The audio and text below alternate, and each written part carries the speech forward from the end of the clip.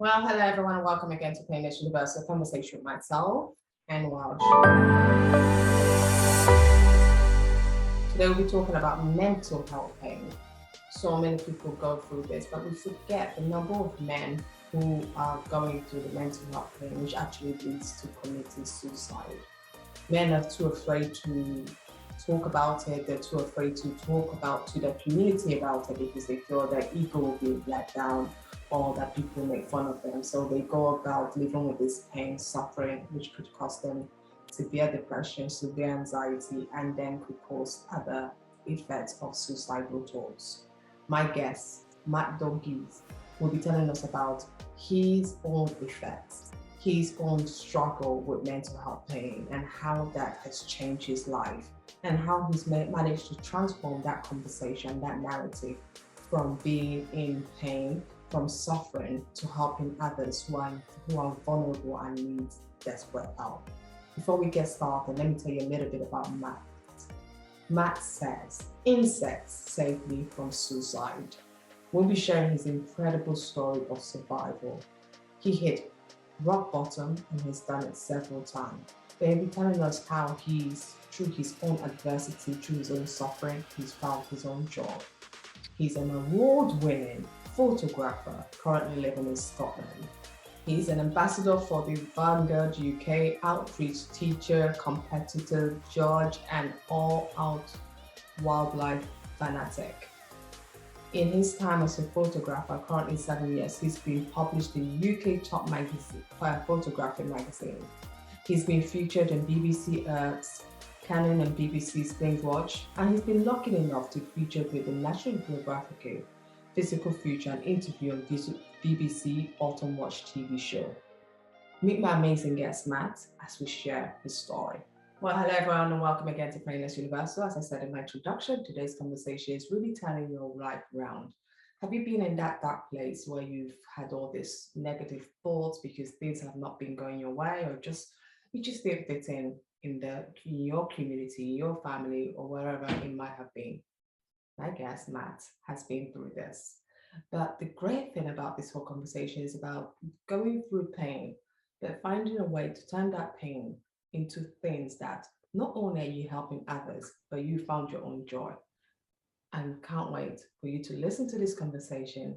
Listen to the very end because you will learn a lot along the way.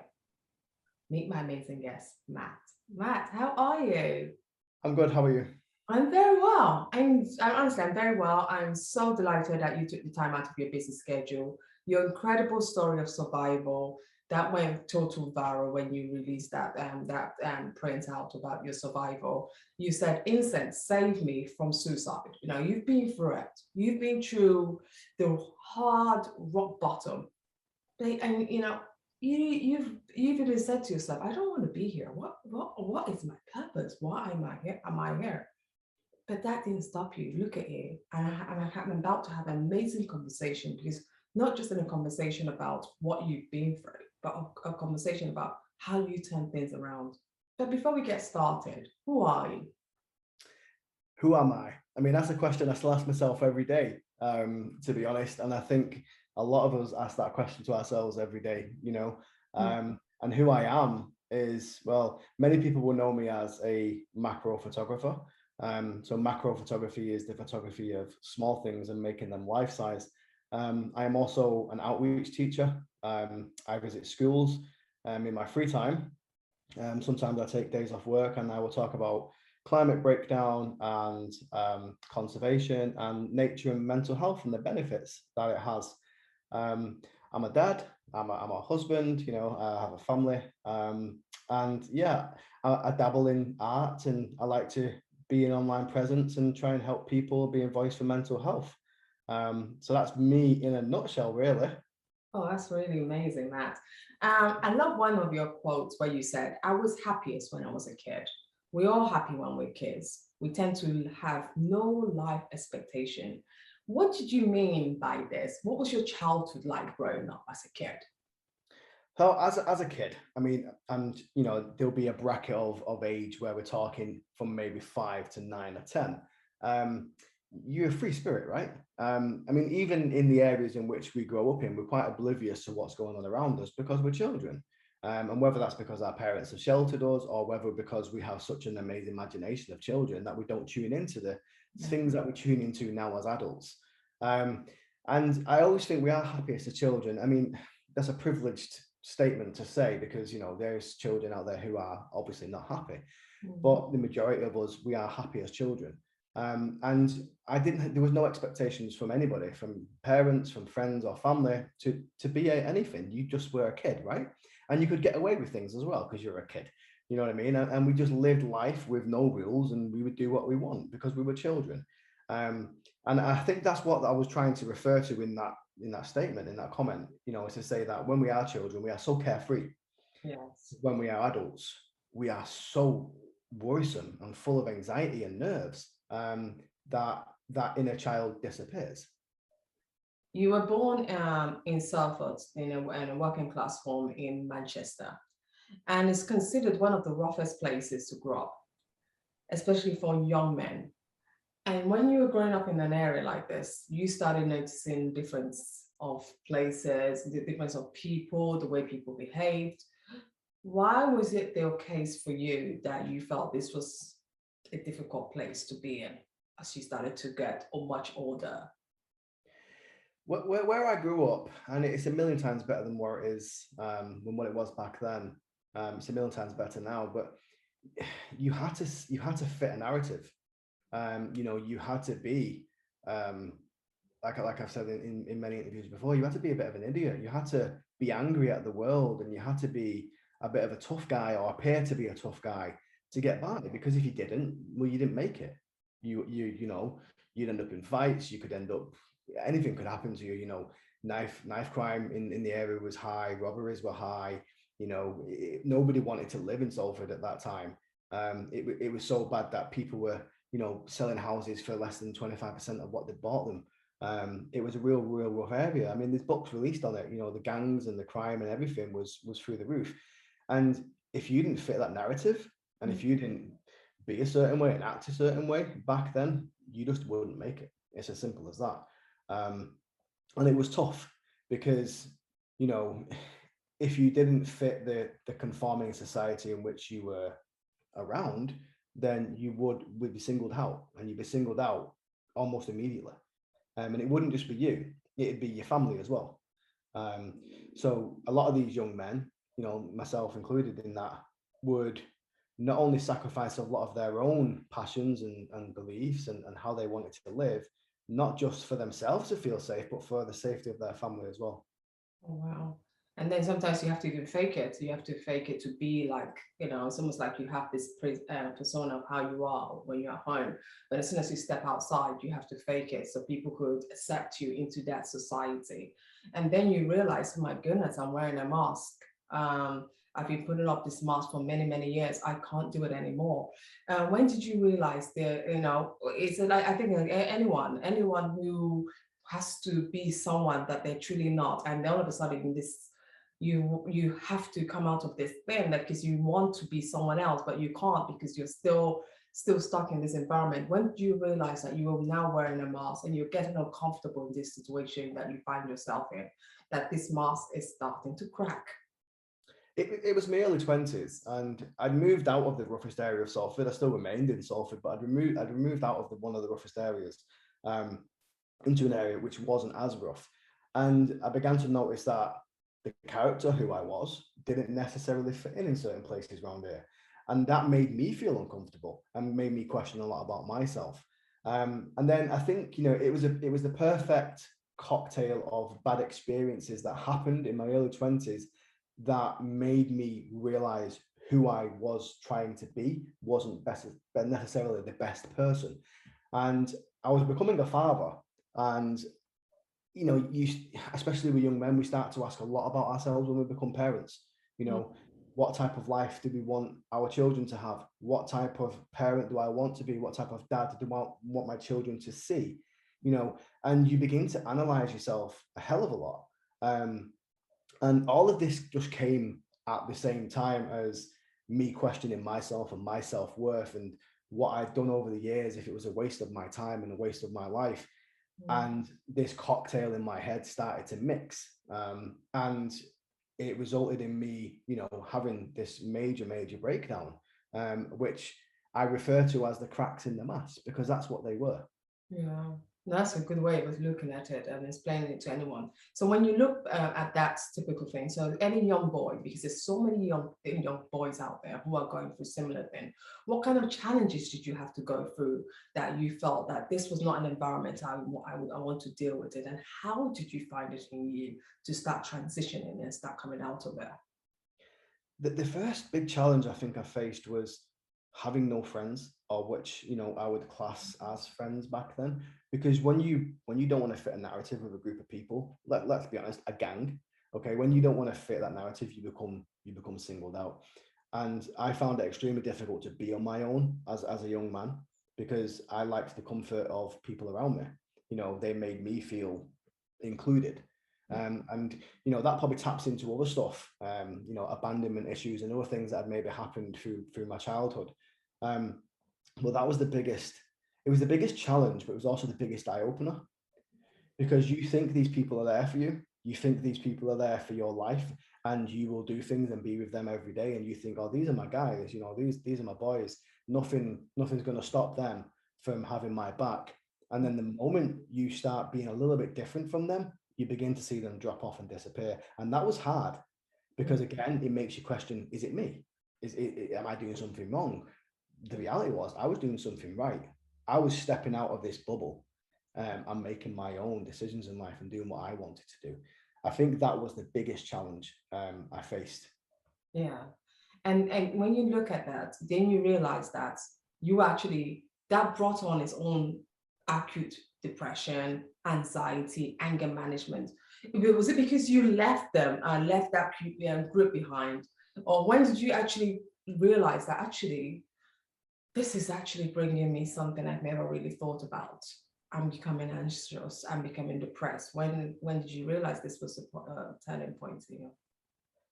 It's hard to put a finger on it, right? Because a finger in that point of time, because it was such a blurry moment. It was almost like two people inside me battling to see who could have control. So you had this new me who, well, I say a new me, it's not a new me. It was the old me being rediscovered by the current me.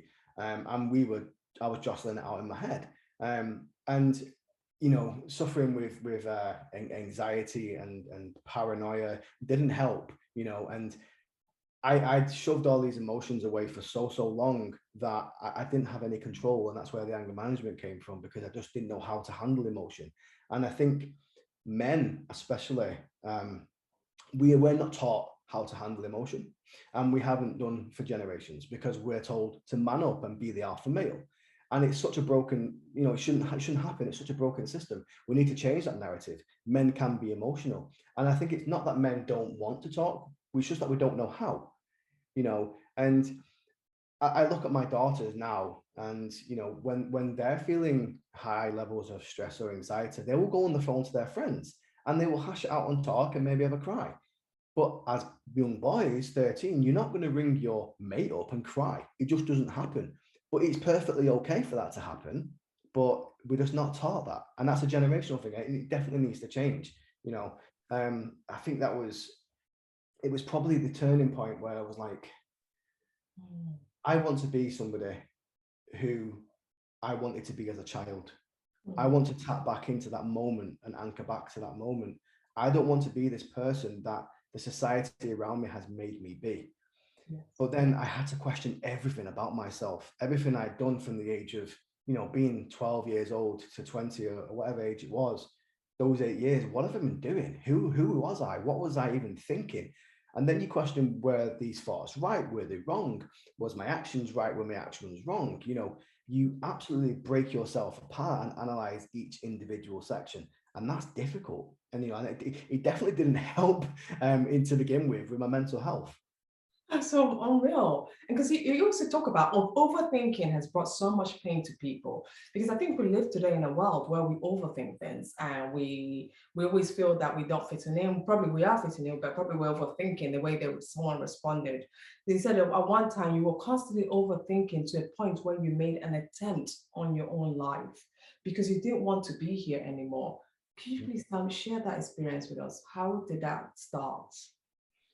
So it's you just want to relax. And I know that sounds really weird saying, oh, well, you don't want to, kill yourself to relax, but that's how it is, because you are just so exhausted through constantly thinking and overanalyzing yourself. And the more you overanalyze any situation, not just yourself, you begin to think, oh my God, I just want this to stop, and it just does not stop, because you're going through a change, but also your mental health isn't strong, so it got to the point where I'm like, how do I make this stop?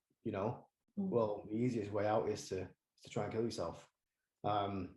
So I did, and I tried, and it wasn't successful, and I didn't go through with it fully. But it was a case of being a young man in Salford, living a certain way for the past decade, being brought up in an area which shunned anyone who wanted to be different other than fit in the narrative, and not having the infrastructure around me as a young man to support me, because we were just called, well, chavs, or whatever the word is, there's different words for different people in different areas, gangsters, whatever you want to call it. You were tarred with the same brush regardless, so the help was never really there. And because you were a man, it was like, oh, just sort yourself out, pull your socks up. So when you're faced with that and you think there's no help, then what other options do we have? And we, as men, we're not taught to handle our emotions. We're not shown that it's okay to speak out, back then especially. So what were my other options? I felt like I was almost being led to that path to say, well, here's your only way out. But it wasn't, it wasn't my only way out. And that's something that I later discovered. I can't believe it, because so many young men these days, especially today, feel that pain. They feel that struggle, that they have no other way out, that the world expects so much from them. And there's always also there's this gap, because there's so many movements going on, even with female movements, that men are also silencing themselves even more, because they're afraid that if I speak up, people will say we've always run the world, and we men have always run the world, so we're not entitled to speak. It's not our place. That it's now time for the others, not realizing that men do go through their own challenges and all their own breakdown. When this happened to you, how did the help of a doctor start to help you understand your own struggle of mental health illnesses? Well, I mean, we'll just touch on what you said there as well about young men, and not feeling like they can speak up. The fact is, 3 out of 4 suicides are male, and that's such a shocking statistic. And I think that since what I went through, it's definitely become a lot better. But just in the local area where I live now, 6 weeks ago, a 13-year-old boy killed himself on the train tracks, and he was being bullied in school. And I often think I have to relate to that in a way, and I think to myself, like, what was he going through, this 13-year-old boy, to think that he had no other option? What is still broken in this system that is making these young men think that there is no option? Is it schools and education? Do we need to bring more awareness around mental health? Of course we do. Recently, a new law has just been passed to treat mental health the same as physical health. Only recently, just now, in 2022. And if we go back to the 60s, with mental asylums, and people with mental health were ostracized from society, and put in mental asylums, not for treatment, but to get them off the streets and get them out of, the communities that they're in. So we've still got a huge way to go. We are making improvements, obviously, but I think for young men, I genuinely think it is the environment in which we are in, and how we are viewed upon, not just from other women and whatever else. It's from other men. You still have that typical alpha male bravado, and if you've got 8 guys laughing at a guy, how's it going to feel? It's going to feel worthless. And if you feel worthless, well, then you're going to want to kill yourself, aren't you? So, it's definitely something that we need to tackle. Going to the doctors, it was difficult because as a man, you don't want to accept help. You don't think you need help because you're a man. Again, we're going back to this broken narrative of alpha male and ego, and it was a case of the fact that I had a wife, her wife, well, she wasn't yet my wife, but, my girlfriend at the time, I had a daughter. And, that really gave me that little bit of a push to go and sort this out. But also, I didn't want to become a statistic. I didn't want to just become another number. And I really wanted to just give myself a chance. So I went to the doctors and I ended up having a panic attack in the waiting room, because I had all this emotion going on in my head and all these thoughts and the anxiety and sweating. I mean, I'm sweating now talking to you. My anxiety is through the roof talking to you, but because of the years I've done this, and I public speak as well, I had my own coping mechanisms. But this is something that I've had to learn over the years through experience. This is the thing that these kids are missing. And, I went to the doctors and they simply asked me one thing, which was, what's wrong? What's going on? And your parents can ask you that question, your friends can ask you that question, and you probably will, give them a little bit of information, but you're not going to be fully open with them. But with a doctor, you sometimes feel that you can be fully open. And I just let it all go. And, I was full on crying, like full on ugly crying, like the works. I was just a mess. And they were like, okay, this is fine. And I'm like, what? And they're like, yeah, this is normal. Like, well, we have so many men, women, people who come in this surgery every day doing the same thing. And I'm like, really? And they're like, yeah, this is fine. And it was that moment of that perspective that allowed me to have some acceptance and be like, oh, well, okay, so this is just part of me then. This is just how my head operates. And doctor's like, well, yeah, basically, we have things in place, and we'll get you on a waiting list for speak to a psychiatrist, and we'll give you the antidepressants. And that was the first step on the ladder to which is my journey. I know when you look at that journey and you think about the young men today, at the young boys, they're scared. They're scared to talk. They're scared to do what you just bravely did.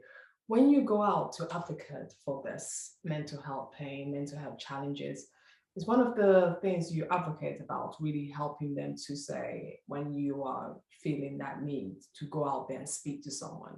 Or also, how do you also advise the carers as well? Because also I'm thinking it's a two-way thing here. It's one thing you having that symptoms that because you know that you're not feeling great within yourself. It's also other things that the community, people you love, your loved one, your family, your wife, your kids, your parents, or whatever, your great friends could also pick up on signs. Do you give those talks to both sets of people? Yeah, so a lot of the talks I've actually, and a lot of the stuff I've done online and sessions that I've held online are people who don't actually suffer with mental health issues. They're people who know people within the family, and they will say, you've helped me understand why my husband or my son may have gone and done something or been a certain way. And I also, on the flip side, will get people say, you've helped me understand a little bit about myself. And I think speaking from experience is such a strong untapped tool, because a lot of the time it's textbooks and it's internet articles and it's read this on the internet, these are the tips for mental health and this, that, and the other, and that's fine. They will help somebody and somebody will get use out of that. That's why they're there. But I think if more people speak up and speak from experiences, we're going to get more experiences from the world of different people in different situations, but that will relate to somebody at some point. My situation may only relate to 10,000 people, but you could speak out, or anybody else could speak out, and it could relate to somebody completely different who's also listening to my story and not took it as something that can help them, but they might listen to somebody else's story and relate to that. So the more people we have speaking out about this, the better. And that's why I do the clubs, that's why I do the talk, it's why I go into schools, because if I can just save one or two lives in these classes or these seminars or whatever you call it, then it's a life saved, right? And I always say to people, look, people always say, oh, you need to speak out, and you do, but it's incredibly difficult. And I think that sometimes we use it too much as a get out clause. Oh, just, yeah, you just need to speak out. But it's just not that easy. So, you know, you can look for signs. You can look and see, oh, I've not spoken to him for 6 weeks. I'll give him a bell, give him a call, see what he's up to. You know, you can just reach out to that person and be the person to, you know, instigate that call. Don't wait for somebody else to speak out all the time. Yes.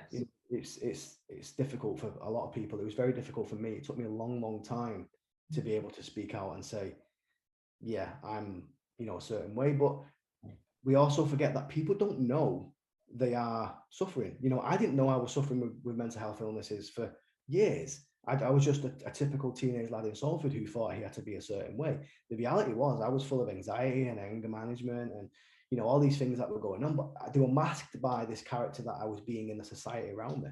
So a lot of us don't actually know we've got mental health issues, you know? So the more awareness we bring around that, the better. And there's an amazing experiment that I do with the kids in the classes when I go to these schools. And I always will have a class of, let's say, 13, 14-year-olds, and I'll bring up a girl first, and I'll be like, okay, hold your hand out. And I'll put a nice big heavy textbook in their hand. And I'll be like, okay, so this just represents your daily life, your thoughts, everything else. And then I'll put another textbook on, you know, big thick textbook. And you can see it's getting heavier. And I'm like, okay, so let's say that represents social media. That represents everything you're seeing every day on social media. Then I'll put another book on, and I'm like, okay, so that represents like the news and things that you're reading and seeing, you know. And I'll keep building these books, and I'll keep, you know, referencing them to things in life. And eventually the girl's hand will drop under the weight. And I'm like, so that signals a mental breakdown. Okay. We have our mind and we have our mental health, but it has limits, just like everything in life. You just struggled under that weight. So how can we make that better? And they'll be like, well, I don't know. And well, yeah, you don't know because no one's taught you to how to deal with mental health in schools. It just doesn't happen. So we go again. We start building up the books, and I'm like, I want you to tell me when you're struggling. Okay. So she'll be like 3 books deep, and she'll be like, I'm struggling. I'm like, okay. So that's the point when you think, I've recognized I'm struggling. I need to tell someone. You've told me you're struggling. So now you need to go and tell a doctor, a friend, a parent. So she's like, right, well, I've told you. What are you going to do about it? And I'm like, well, I can take a book off. So that's you talking. Yeah, that's, you know, that's you talking to me. So I'll take a book off. But then I'll keep piling them on and on again, and the hand will go again. Yeah. And then we're like, right, what can we do different this time? So we start stacking the books up, and she's struggling and struggling. And but with some people, you know, they might call on somebody else. So she'll call on a friend, and the friend will come up, and the friend will put her hand underneath the books. So now you're sharing the load. Yeah. Okay, sharing the burden. And the more that we share with other people, the lighter that burden becomes. Okay. And it's like a light bulb moment goes on. So they sit down, and then I'll bring a boy up, and I'll always pick the biggest boy in the class, and they're usually always bigger than me. And, you know, I'll pick them up, and they'll come to the front, and I'll be stacking these books, and they'll be 10 books high, 15 books high. And this boy will be holding on for dear mercy, trying for as long as possible to beat his mate or to show strength. And then he'll drop the books under the immense pressure. And, you know, this one boy hurt his toe. And I was like, and that is why 3 out of 4 men kill themselves when it comes to suicide. It's men, because they hold on. They don't want to show weakness. They don't want to ask for help. They want to do it all themselves. And that's what we're teaching to 13-year-old, 14-year-old boys. What do we have a chance as men, as adults? Do you know what I mean? And again, you see these lads thinking, yeah, I could have asked for help there. I could have asked my mate to come and give me a lift. Yeah. I just didn't want to because of male ego. And that's what's wrong with society. Unbelievable. Matt, that is such an unbelievable story. I've never thought about it that way. Oh my goodness. The weight, because it's actually true. When you put the weight on you, you're taking so much in, and the body can only take so much. But we forget. We think because it's visual things, or we think it's because of things we think about is in our mind. It's not. It doesn't affect us. Not realizing it actually does. It is a weight on us. It is a weight on our immune system. It is a weight on everything we do. And I'm so glad. Yeah. And, you know, and I think the more that we can visualize it like that, the more you can deal with it better in your mind. You know, if you was born with one arm, you would cope the rest of your life. It would be difficult, but you would cope the rest of your life, and you'd make amenities to your life and reasonable adjustments to your life to make your life easier to manage. That is the same thing we have to do with mental health. You know, people have mental health issues, illnesses, whatever we're going to call them. Okay. It is part of you. And once you can accept that it is part of you, you can deal with it so much more better because you're not fighting an invisible force. You know what it is. And a photography changed your life. Your life was saved when you made one simple discovery of photography. And I was thinking to myself, wow, photography, how can that change anyone's life? How did that change your life, and who introduced you to photography? So, you know, as a kid, I loved natural history and science and everything else that was involved with it. And as a teenager, that gets kicked out of you because it's not cool. So I was always interested in the natural world, and I was always interested in the world we live in. And as a kid, I used to like going on hikes and stuff with school, like the orienteering and the camping that we'd do. But again, as a teenager, I didn't get the opportunity to do that. And when I met my now wife, it was her uncle. I always refer to him as my uncle because he's that important to me. And he would invite us out on these hikes. And this is just when my depression was beginning to get to its worst point. And we go on these hikes in the UK in these incredible mountains, and it'd just be amazing just to be outside in the elements, to feel the wind and the rain on your face, the exhilaration of climbing a huge mountain and seeing the world from below. It was, you know, amazing. It makes you feel so good. And he had a camera and he was taking pictures of these landscapes, and he would show me the pictures, and I'd be like, oh, that's so cool.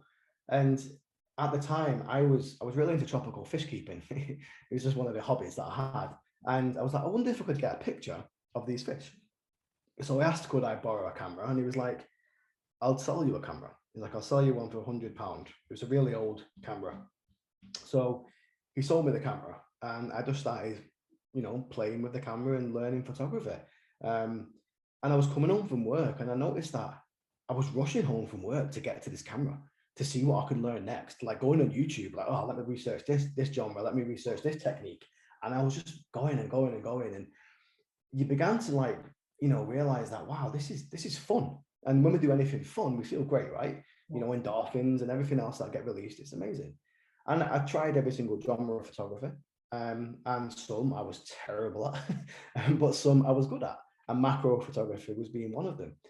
And the thing is with macro photography is, and I say this quite a lot, is it literally transports you from this world into another world, the world of the arthropods, the world of these little amazing unsung heroes that we go about in our daily lives and we miss because we're too busy. We're too head down, phones, 9 to 5, you know, just conforming to society, you know, just bam, bam, bam, bam, bam, bam. And we miss everything that's going on around us.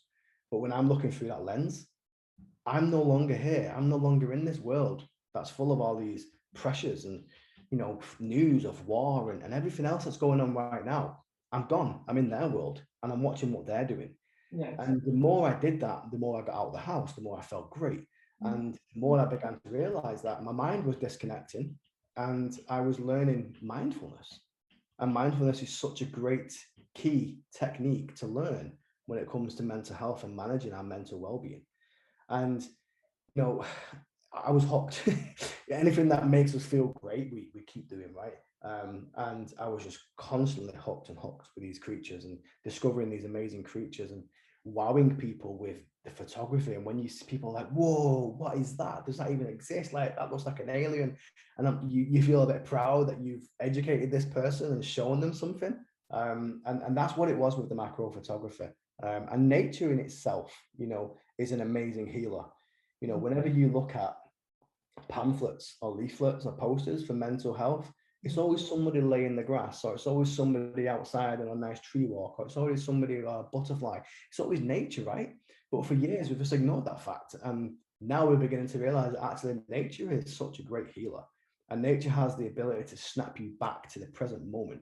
You know, you could be feeling crap and you could be walking in the park, your mind could be going 10 to the dozen, and a bird would just land in front of you. And your mind snaps straight to that bird and what that bird's doing. You're not interested in anything else. You're just looking at this bird. its beak, its feathers, what it's eating, how it's walking, how it's jumping, how it's singing. And for that 10, 15 seconds, if not longer, a couple of minutes, your mind's free of everything that you've been worried about for the past 2 or 3 months. You just concentrate on that word. So the more you do that, the more you're giving your mind a break. And then the more you're beginning to fortify the fact that actually you can have normal thoughts. That is really unreal. So normally, so people might not take photograph. I think you found that passion with yours. And when you talk to other kids, what kind of other hobbies do you tell them to tend to go towards that will help them take their minds away from all the noise that we get from the world today? So I tell them to try anything. Okay, whether it's, and I always say to them, look, if you go throughout life without trying things, you could be you miss the opportunities that you don't take, right? It's a common saying. You miss 100% of the opportunities that you don't take. You could be the next Picasso. You could be the next Adele singing. You know, you could be the next Lionel Messi footballer. But you'll never know unless you try. Okay, and learn to try things and learn to, you know, accept that failure isn't necessarily failure. It's just a snapshot of where you are in life. That's how I see it. Do you know what I mean? We can always improve. We can always get better. So try it. And if it doesn't work for you, it doesn't work for you. Not everything is going to work for you. That's us as humans. We are all completely unique. We all have our individual strengths, our individual weaknesses, because that's who we are. You know, don't make that the biggest thing that you concentrate on. If you suck at football, I suck at football. I have got 2 left feet. For Americans, soccer, you know, I'm terrible at that type of stuff, you know, but I'm great at photography. I found my thing, you know. I'm great at public speaking. I'm great, you know, I can make people laugh. They're my strong points. That's what I know is me. Find yours, you know, go out and find yours. And I sometimes feel a little bit of pressure because I think, oh God, last thing I want is a kid who's tried a million things and they're still like, well, what's my thing? Do you know what I mean? I don't want them to feel absolutely terrible, but the majority of the time, these kids will find something. Do you know what I mean? And I've had lessons. I've had letters, should I say, from kids in schools who said, oh, I've tried painting and my art teacher says I'm fantastic. Or I've wrote a poem, you know, and my English teacher says this is really good. And you know, I've had so many letters from kids who have gone on to high school and they've learned conservation and they found a passion for the environment and saving animals and you know, all these amazing things that I often think, if I wasn't there in that moment and that time of their life, would they have gone on to that? Would they have found that? Probably not. And I always think I would have loved somebody like me to come into school when I was a teenage lad, because maybe I wouldn't have spent 10 years wasting my life trying to fit in to a society that didn't really care about me. That's true. And this even sums up what I'm saying. My next question is that you've gone from being suicidal to losing your own job to being declared bankrupt to then picking up a camera, which literally was one of the key things, you know, that your whole life, this whole different stages of things shaped your whole life because it changed who you are. Being bankrupt, because I remember that text, that quote went viral because I read this. Losing your job, being declared bankrupt, to picking up the camera. And you are now not just that. People forget you're not just picking up a camera, you're an award-winning photographer right now. You know, you from someone who thought about that his life was not worth it, is now our award-winning photographer. Tell me how you feel about growth and healing. So I often think, right, if I was to go back to when I was at my worst moment of my life and I was to say, look, here's the timeline. If you look in this certain amount of years' time, here's what you're actually going to achieve. You know, what would that have done to me as a person? I sometimes think that we need experiences to shape us and guide us a certain way. That happens in life. I'm a big believer in the universe and a big believer that, you know, we all have our paths laid out to an extent, but it doesn't mean that we can't take control of them and you know, put into place what we want to happen, if that makes sense. And you know, awards, magazines and everything else. And maybe it's because I've been through so much that I just take it in stride. And, you know, my mate said it to me you know, my mate's really honest with me, and he was like, you peaked too soon, mate. It was like, you picked up a camera and you're published with the National Geographic like a couple of years later. It's like, you peaked too soon. People take 20 years to do that. He's like, so anything that you do now is well, it's not big, it's not as big as National Geographic. And there's a little bit of truth in that. But I always just think, I don't know, I think it's maybe the way I am with my mindset now is that I don't give anything too much energy. You know, I don't give anything too much thought. I don't get ahead of myself. I'm very realistic in who I am as a person, and this can all be gone in an instant, right? Just the same as anything can be created in an instant. You know what I mean? It's balance. The good with the bad. You have to learn to accept the fact that bad has to happen. If we didn't have bad, we wouldn't even know what good is. You know what I mean? Everything is in balance. And when the bad times happen, the bad times happen, but good times will come. And it can sometimes be as quick as a day. You can have a bad day and a good day. It could be a bad year and a good year. It could be a bad 5 years and a good 5 years. There's no script to this. You just have to have that belief. And for me, it's all about the belief. Is to have faith. To have faith that I know good days will come again. Because they did. It may have took 13 years to get to the point where I am now, where I've managed to get a mortgage for a house that I never thought 13 years ago I would have had the opportunity to even get that, you know. And a lot of people trolled me online, like, oh God, you got a mortgage. It's just debt. I'm like, but you're not getting my journey. You're not getting where I was. I've achieved something that I thought I would never be able to achieve because I had the faith in myself and the faith in the belief that I know good times will come again. And, you know, since that tweet went viral, there's been bad times. Of course there has. And there's been good times, you know. And I think sometimes we, as humans, tend to concentrate too much on the bad stuff and not on the good stuff. And it's a common narrative. It's a common narrative with parenting. It's a common narrative with every aspect of society, is that what we see is always bad stuff. You know, even on the news, it's always bad stuff. It's very rare you get a good news story. You know what I mean? And we are just so conditioned to just be negative all the time and to think of negative thoughts. And I've just managed to break away from that and be like, if I'm having a bad day, accept it. I go and sit in a room with my feelings and analyze it and be like, okay, this is me, what's happening? You know, and I think a lot of us are uncomfortable to do that. A lot of us can't sit down on our own with our feelings. We can't sit in the room with our feelings because we don't know what to do. And sorry?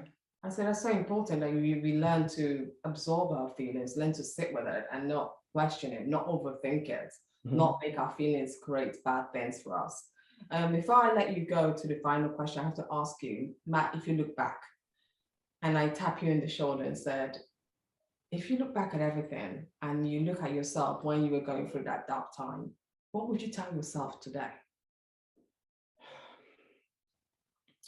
It's going to be okay. Oh, you can do this and have faith. The bad times are bad times and good times will come. Try not to quantify it. Try not to obsess that you want everything to be good, because that's just a recipe for disaster. Nothing is ever 100% good. no. Have perspective and have acceptance. Finally, Matt, other guys might be going through similar pain right now. And I'm focusing on the guys because you talked about the number of guys committing suicide as we see, and it's more than the women. But anyone who might be contemplating suicide, you know, taking their own life because they don't feel they fit into this world, they don't feel they're good enough, they feel no one loves them, that it's just they're contributing nothing to this world. What message would you give to that person? If your words could just reach that person today, what would you say to that person now? The world is a better place with you in it. No. 100%. You may not love yourself right now, but I guarantee there is somebody who loves you. Whether that's someone you know or somebody you've not met yet, there is somebody. There is hope. You will get through this. It's hard to break out of that bubble that you're in right now, where you're thinking, I have no way out. You do have a way out.